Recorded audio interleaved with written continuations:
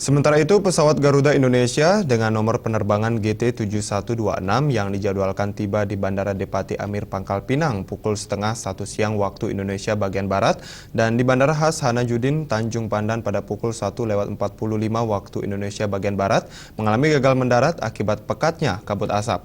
Pesawat terpaksa harus kembali mendarat di Bandara Sultan Mahmud Badarudin II Palembang setelah sekitar 2 jam berputar di udara.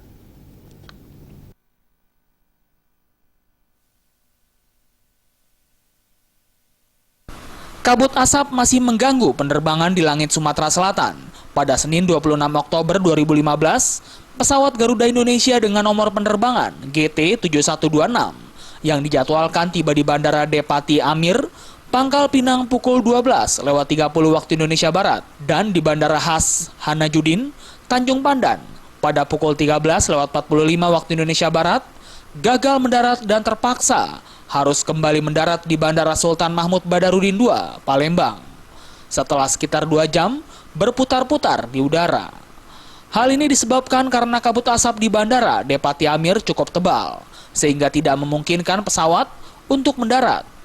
Meskipun kecewa, beberapa penumpang bisa memaklumi demi keselamatan. Ini kan situasional, jadi alasan keselamatan daripada nanti terjadi kecelakaan atau apa kan, ini kita balik lagi. Kita bisa maklum lah, cuman kan kalau pesawat yang lain bisa mendarat di Pangkal Pinang seperti 6R tadi bisa mendarat kan, ternyata bisa. Ya, kenapa kita nggak bisa?